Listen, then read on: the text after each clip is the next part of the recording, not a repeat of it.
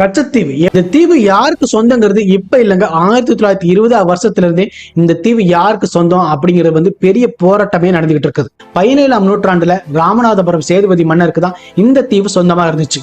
1622 வருஷம் ராமநாதபுரம் சமஸ்தானத்தை ஆண்ட சேதுபதி மன்னரால வெளியிடப்பட்ட செப்பு பட்டயத்துல கூட கச்சத்தீவையும் தாண்டி இலங்கை தலைமன்னார் கடல் பரப்பு வர ராமநாதபுரம் சமஸ்தானத்துக்கு சொந்தம் அப்படிங்கிற மாதிரி தான் குறிப்பிடவும் செஞ்சிருக்கு.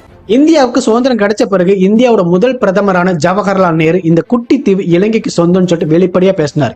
இந்த தீவை இலங்கைக்கு விட்டு கொடுக்கறதுனால எங்களுக்கு எந்த ஒரு ஆட்சிப்படையும் இல்லைன்னு சொல்லிட்டு அறிக்கையும் விட்டிருந்தார். இப்படி போயிட்டு இருக்கிற சமயத்துலதான் 1971 வருஷம் இந்தியாவுக்கு பாகிஸ்தானுக்கு போர் நடந்துச்சு. அதோட வெற்றியை தொடர்ந்துதான் பங்களாதேஷ் அப்படிங்கிற ஒரு நாடே உருவாச்சு. அதனால என்ன ஆச்சுன்னா, இந்த சைடு சைனா, இந்த சைடு பாகிஸ்தான், ரெண்டு நாடுமே இலங்கையை தங்களோட நட்பு நாடா மாத்திக்கிறதுக்காக முயற்சி பண்ணாங்க. இப்பதான் இலங்கையும் இந்தியாவுக்கு ஒரு செக் வச்சது. இந்தியாவோட நட்பு நாடா மாறணும்னா கச்சத்தீவை இலங்கைக்கு விட்டு கொடுக்கணும்னு சொல்லிட்டு பண்டார நாயக்கா கோரிக்கையும் விடுத்திருந்தாங்க.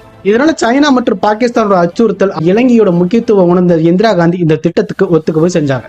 இதுல பார்த்தோம்னா தமிழகத்தோட எந்த ஒரு கருத்தையுமே கேட்காம இந்திய நாடாளுமன்றத்துக்கு கூட தெரிவிக்காம இந்திரா காந்தி 1974 வருஷம் ஜூன் மாசம் 21 கச்சத்தீவை இலங்கைக்கு தாரை வார்க்க ஒப்பந்தத்துல கையெழுத்திட்டாங்க.